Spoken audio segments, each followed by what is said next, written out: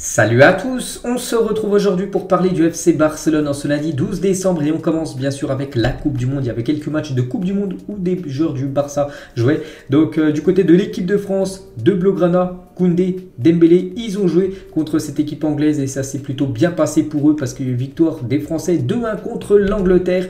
Du coup on peut voir que Dembélé et Koundé en plus ont commencé titulaires directement lors de cette rencontre contre l'équipe anglaise. Et du coup c'est la qualification pour les demi-finales de la Coupe du Monde. Félicitations Ousmane, félicitations Jules Koundé. Jules Koundé les gars, son match contre l'Angleterre c'est 90 minutes de jeu, il a joué tout le match entier, 58 touches, 31 passes réussies sur 39 tentées, une chance créée, 10 passes dans le dernier tiers du terrain.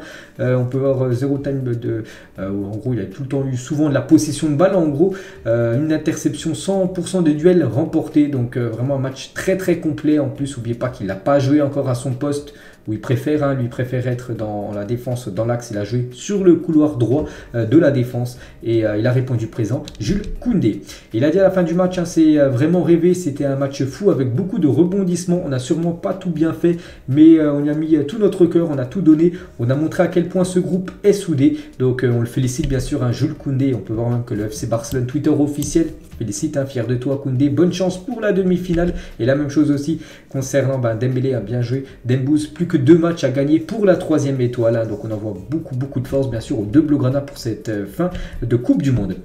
Et du coup l'équipe de France est maintenant la seule sélection comptant des joueurs du Barça en demi-finale de la Coupe du Monde au Qatar. N'oubliez pas que je crois qu'il y avait 17 joueurs du FC Barcelone qui ont participé à la Coupe du Monde et depuis il y a eu beaucoup d'éliminés. Et du coup maintenant il ne reste plus que les deux Français, Koundé et Dembélé en tant que joueur du Barça encore qualifié dans cette Coupe du Monde. Il y a un autre, il y a les gars, il y a Abdé, mais Abdé c'est un joueur du Barça prêté à l'équipe de Osasuna, c'est pour ça qu'on ne peut pas non plus le considérer à 100% comme un joueur du Barça parce qu'il est prêté. Et tiens, Abdé les gars jouera contre Dembélé et Koundé vu que c'est France-Maroc, la demi-finale, ça sera après-demain. Et il y avait aussi les Néerlandais les gars qui ont joué, c'était vendredi contre l'Argentine, c'était vendredi soir et du coup les Néerlandais, Memphis Depay et De Jong, eux c'est fini, se sont inclinés la séance des tirs au but, 4-3 contre cette équipe de l'Argentine. Donc concernant Memphis Depay, match compliqué pour Memphis Depay qui n'a pas fait un gros match contre l'équipe de l'Argentine, et Frenkie de Jong qui a joué le match entier. Malheureusement pour Frenkie de Jong à tête basse parce que bien sûr c'est élimination pour cette équipe néerlandaise. Donc Enzo Fernandez les gars, il a dit quand il était à River Plate, Enzo Fernandez qui a joué contre cette équipe néerlandaise, il a dit référence de l'Europe, il a dit le mien est Frenkie de Jong, il fait tout bien, il arrive dans la surface et peut jouer n'importe où au milieu, c'est un joueur complet. Voilà le beau message d'Enzo Fernandez envers Frenkie de Jong. Et de Jong les gars, sur son compte Instagram, la Coupe du Monde 2022, c'était un rêve qui s'est terminé, mais nous n'arrêterons jamais de rêver. Bien sûr, il aura pour un autre objectif dans 4 ans d'essayer enfin de gagner une Coupe du Monde pour les Pays-Bas. Et Frenkie de Jong sur Léo Messi. Messi a fait ses preuves une fois de plus, dépensé. Oui évidemment, c'est le plus grand joueur de football de tous les temps. Voilà le beau message de Frenkie de Jong sur Léo Messi, l'adversaire qu'il a joué contre lui, l'adversaire qu'il a battu, Messi, cette légende du côté du club Blaugrana. Voilà un petit duel de Jong Messi. N'oubliez pas que les deux avant étaient coéquipiers du côté du Barça avant le départ bien sûr de Léo Messi. Et tiens, toujours avec Messi les gars, des supporters néerlandais en tant que grand fan de Messi, du coup ils ont acheté le maillot néerlandais avec le flocage Messi numéro 10. Et Messi les gars face aux néerlandais, il a fait beaucoup de mal. Donc un but sur penalty, un tir au but réussi lors de la séance, a été le premier tireur du côté de l'Argentine, il a inscrit son but, une passe décisive et un nouveau record pour Léo Messi. Vraiment un gros match avec des stats comme ça. Bien évidemment il a reçu le prix d'homme du match, Léo Messi, vendredi soir contre l'équipe néerlandaise. Félicitations à Léo. Et on peut voir quand même qu'il a 35 ans Léo depuis le début de la Coupe du Monde. Regardez toutes ses notes lors des 5 matchs de Coupe du Monde qu'il a participé, c'est toujours minimum au moins 8 sur 10 ses prestations, donc là c'est un grand Léo Messi. S'il y a victoire en finale de Coupe du Monde, si l'Argentine va au bout, si l'Argentine gagne la Coupe du Monde, ce sera certainement lui les gars qui remportera de nouveau un ballon d'or, peut-être le 8e qui pourrait remporter là l'année prochaine. Ce serait tout simplement incroyable. Et Messi les gars sur son compte Instagram, impressionnant comment toute l'équipe s'est battue encore une fois ensemble et sachant souffrir sur le terrain. Nous sommes parmi les 4 meilleures nations au monde, allons-y, voilà, allons-y pour essayer de gagner cette 3e Coupe du Monde pour l'équipe de l'Argentine.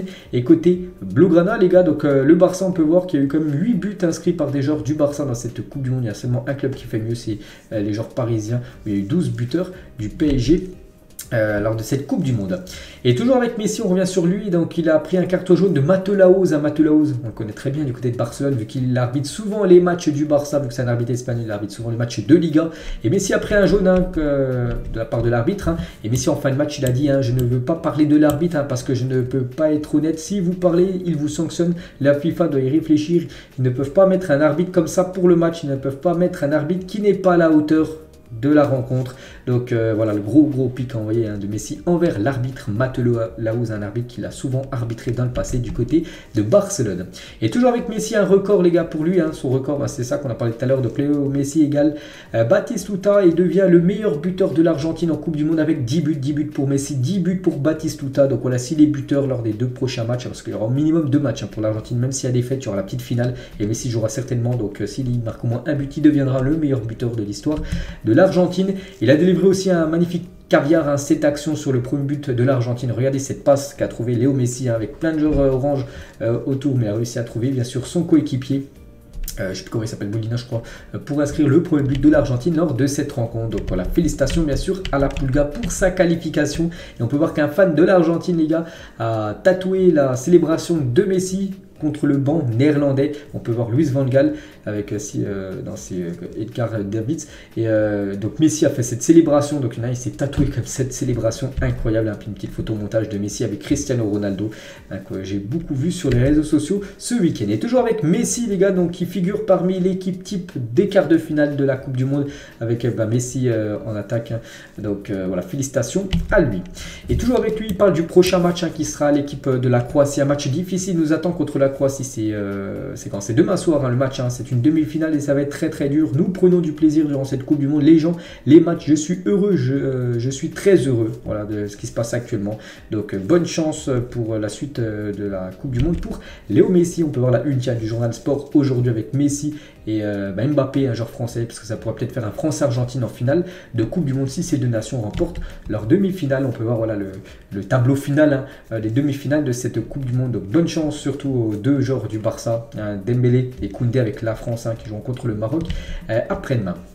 Concernant le club les gars, le Barça, donc aujourd'hui il y a entraînement bien sûr, on est lundi, reprise d'une semaine d'entraînement et Ter Stegen et Christensen devraient commencer et revenir à l'entraînement aujourd'hui, là en ce 12 décembre les gars, reprise de l'entraînement pour Ter Stegen et Christensen. N'oubliez pas que c'est deux joueurs allemands et danois vont jouer à la Coupe du Monde, mais ils ont sorti dès les phases de poule, donc voilà, les joueurs qui ont sorti en phase de poule, ils reviennent dès aujourd'hui, à l'entraînement. Donc concernant les joueurs espagnols, on sait qu'il y a pas mal de joueurs du Barça, il y a 8 joueurs du Barça, ils devraient reprendre le 15, donc dans 3 jours exactement, encore quelques jours de vacances pour eux. Et le Barça les gars jouera quand même pas mal de matchs en janvier, là on est le 12 décembre, mais janvier il y aura beaucoup de matchs, le club pourra jouer 7 ou 8 matchs en janvier, peut-être 8, parce que s'il y a qualification pour la finale de la Super Coupe d'Europe, ça fera 8 matchs. Il y a défaite contre le Betis, parce que le Betis les gars sorti un nouveau maillot pour jouer la Super Coupe d'Espagne en janvier, ils le porteront contre le Barça en demi-finale, donc c'est pour ça soit 7 matchs s'il y a défaite ou 8 matchs il y a la finale bien évidemment lors de cette Super Coupe d'Espagne. Donc voilà avec quel maillot porteront l'équipe du Betis, futur adversaire du Barça lors de cette Super Coupe. On espère bien sûr 2 victoires dans cette Super Coupe, ça ferait un titre pour le Barça. N'oubliez pas que c'est début janvier et je crois que c'est 2 demi-finales et la finale se déroule en Arabie Saoudite. Jordi Alba les gars avec son fils, quelques jours de vacances aussi pour Jordi Alba qui a été certainement le meilleur joueur du Barça du côté de la sélection espagnole. Une petite photo de ses derniers jours de vacances, il reprendra l'entraînement le 15, donc dans quelques jours avec son fils. On peut voir son fils habillé en mode Liverpool. Voilà, une petite info concernant le fils de Jordi Alba, ou même Araujo qui avait quelques jours de vacances là, lui aussi de retour aujourd'hui à l'entraînement au club. Barça, on va parler du mercato maintenant. Regardez la une journal Mundo Deportivo. Le Barça intéressé par Azzedine Ounahi. Le joueur est considéré comme une opportunité suite à ses prestations. Angers est prêt à le voir partir. Voilà, donc Azzedine Ounahi les gars, c'est un joueur marocain qui fait une magnifique Coupe du Monde et on peut voir que le Barça les gars, c'est que c'est une très belle occasion. Donc il est vu comme une option peu coûteuse, intéressante avec une bonne projection. Le Barça n'entrera cependant dans aucune guerre d'enchères. Ounahi joue à Angers en Ligue 1. Angers, son dernier de Ligue 1. Et voilà, ce joueur intéresse énormément à cette équipe du FC Barcelone. Donc voilà, peut-être une recrue qui pourrait être faite là en janvier. Un jeune joueur, il a seulement 22 ans avec un très bon potentiel, on peut le voir lors de la Coupe du Monde, et peu coûteux, hein, vu que voilà, c'est quand même un joueur qui joue à Angers, donc c'est pas une top équipe. Donc Angers, voilà, tu leur proposes je sais pas, 10 millions d'euros, hein, ils pourraient lâcher le joueur. Donc voilà, peut-être un joueur qui pourra arriver au club en janvier. Et toujours avec un autre Marocain, les gars, c'est Hakim Ziyech. Le Barça préférait acheter Ferran Torres et se faire prêter à Adama Traoré plutôt que de prendre Hakim Ziyech en prêt avec option d'achat l'hiver dernier, indique le journal Sport. Hein, c'est qu'il y a l'opportunité de prendre Hakim Ziyech en prêt pour la deuxième partie de saison. La saison dernière, de janvier à juin. Et du coup, le Barça préfère acheter Ferran Torres et se faire prêter à Adama Traoré que Hakim Ziyech. On va parler de Memphis Depay, les gars, il est actuellement en négociation avec aucun club. Hein, voilà, c'est Fabrizio Romano qui dit ça concernant la situation du Néerlandais. C'est que le Barça va chercher à vendre des joueurs en janvier, et on parle beaucoup de Memphis Depay. Et pour l'instant, il n'y a aucune négociation concernant Memphis Depay. Donc bon, après ça peut se décanter, ça peut aller très très vite bien sûr. D'ici quelques jours, n'oubliez pas que l'ouverture du mercato hivernal, c'est le 1er janvier, c'est pour ça qu'il y a beaucoup d'infos mercato, enfin ça vient de plus en plus. Concernant Busquets, les gars, qui est en fin de contrat, en fin de saison, il devrait quitter le Barça à la fin de la saison d'après les dernières infos. C'est l'idée du joueur depuis des mois, mais il n'a pas encore informé le Barça de sa décision finale. Donc là, il est toujours en vacances, lui aussi reprendra l'entraînement le 15 et il donnera certainement sa décision au club, hein, parce que le Barça doit anticiper concernant son futur et essayer de trouver un remplaçant directement à Busquets. Donc voilà, c'est imminent concernant la décision de Busquets, hein, soit de rester, soit de quitter. Ce serait plus quitter le club. Hein. Et Busquets également, avec cette fois-ci l'Espagne, il se rapproche aussi de plus en plus de l'idée de se retirer de l'équipe nationale espagnole. Le joueur prendra bientôt une décision finale. Il pourrait aussi dire qu'il arrête avec la sélection espagnole.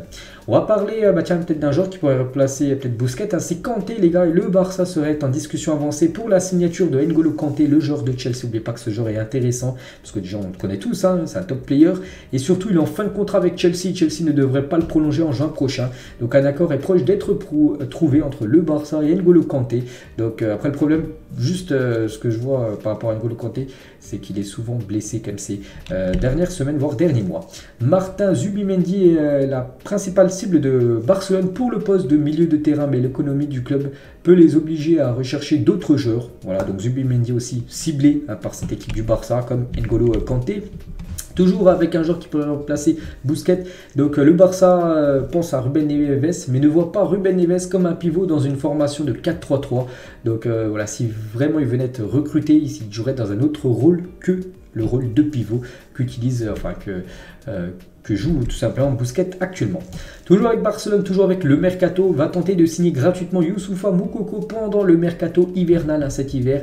Le contrat du joueur de 18 ans expire en juin 2023 et pour l'instant il n'a toujours pas prolongé du côté de Dortmund, et c'est pour ça que lui aussi c'est une très belle opportunité pour le club du FC Barcelone, parce que là s'il est recruté dès janvier, ça sera moindre coût, parce que Dortmund, s'ils veulent le vendre et récupérer de l'argent en vendant bien sûr ce crack Youssoufa Moukoko, il faudra le vendre dès cet hiver, sinon il quittera le club libre de Dortmund et il pourrait atterrir du côté du club Blaugrana, et ça bien sûr ce serait un énorme coup des Blaugrana. Toujours avec Barcelone, signera un départ droit arrière, mais ils envisageraient le renouvellement de Sergi Roberto pour qu'il reste en tant que remplaçant. Donc voilà, Roberto devrait vraiment être prolongé du côté du Barça, mais de nouveau il devrait descendre son salaire, mais le Barça cherche quand même un défenseur droit de métier, c'est un gros point d'interrogation. Il n'y a pas de défenseur droit, il y a Hector Bellerin, mais bon c'est très très limite. Roberto il commence à prendre de l'âge, c'est aussi très très limite, il a plus ce statut de remplaçant on va dire Roberto, pour dépanner de temps en temps, mais il faut vraiment trouver un défenseur droit. Avant par exemple il y avait Daniel Alves, là, je parle d'il y a plus de 10 ans, qui occupait ce poste pendant au moins 5-6 saisons, c'était au top, et maintenant c'est vrai que depuis quelques temps on a beaucoup de mal du côté de Barcelone de chercher un défenseur droit de haut niveau. Le Barça, les gars, a donné la priorité au renouvellement aussi d'Ousmane Dembélé. Il est en fin de contrat en 2024, mais le Barça pense déjà prolonger tout simplement Ousmane, et ils sont confiants car le joueur veut rester, ça on le sait qu'il a toujours dit qu'Ousmane voulait rester, même si ça a pris du temps. Souvenez-vous, sa dernière prolongation de contrat, parce que c'était avec son agent qui demandait vraiment beaucoup d'argent, et du coup ça a coincé, mais bon finalement il a quand même prolongé, et du coup le Barça veut pas attendre et que ça soit comme le dernier coup, vraiment que ça soit dernière minute son prolongement. Il veut vraiment prendre les choses en main bien avant, et là déjà de prolonger Ousmane Dembélé pourtant la fin de son contrat, c'est dans 2 ans. On va parler d'un journaliste de Mundo Deportivo. Il parle d'Antoine Griezmann, ancien joueur du FC Barcelone.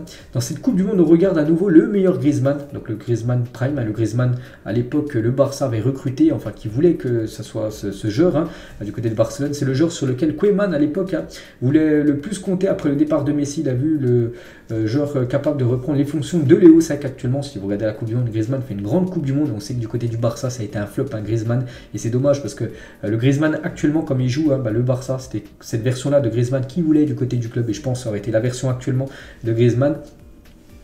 Au Barça, bien sûr, il aurait eu une réussite du côté du club, le joueur français. Ansu Fati, il a dit avant de signer au Barça, j'ai fait un essai au Real Madrid, le club n'avait pas de résidence pour ces jeunes joueurs. Après avoir discuté avec mon père, on a décidé que le Barça était la meilleure option pour le football comme pour mon éducation. C'est pour ça qu'il a préféré tout simplement rejoindre la Masia que la Fabrica, c'est le centre de formation du Real Madrid. Ferran Torres a suivi les 2 premiers cours pour devenir entraîneur au cas où il voudrait diriger une équipe à sa retraite de footballeur. Eric Garcia a obtenu un diplôme supérieur en sport, donc voilà, il commence déjà à passer des diplômes. Donc Eric Garcia, on peut voir qu'il a déjà quelques diplômes, alors que Ferran Torres, il passe déjà ses diplômes. Tu peux, c'est vrai qu'il y a souvent des joueurs, voilà, ils passent leur diplôme d'entraîneur à la fin de leur carrière de footballeur, mais tu peux faire les deux, tu peux être footballeur et avec ton temps libre, passer tes diplômes pour devenir entraîneur à la fin de ta carrière. Donc voilà, il commence déjà à passer ses diplômes, Ferran Torres, pour certainement une carrière de coach à la fin de sa carrière de footballeur professionnel. Ter Stegen et Lewandowski pourraient devenir les prochains capitaines de Barcelone. Voilà, quasiment 2 cadres, malgré que Lewandowski est arrivé au club là, il y a seulement quelques mois, ça reste quand même quasiment un cadre, un titulaire indiscutable de l'équipe, et pourrait déjà avoir le brassard de capitaine. Après, c'est un joueur aussi qui est âgé, qui a beaucoup d'expérience dans le football, c'est pour ça qu'il peut avoir ce statut là. Et Ter Stegen, lui, ça fait plus de 6 ans, même, je crois même plus, qu'il est du côté du club, je crois depuis 2014, quasiment 8 ans, et lui aussi, bien sûr, pourrait devenir le capitaine numéro 1 du club. Et on finit les gars cet épisode aujourd'hui avec Gavi qui présente le maillot de la saison 1995, en gros ce maillot rétro, voilà, qui était très très beau à l'époque, et cette couleur les gars, bleu ciel, pourrait être la couleur du 3e maillot la saison prochaine. Donc voilà ce qu'il y avait à dire aujourd'hui concernant le FC Barcelone. J'espère que ça vous a plu, on se retrouve demain, on parlera cette fois-ci du Real Madrid. Bonne journée à vous et à demain.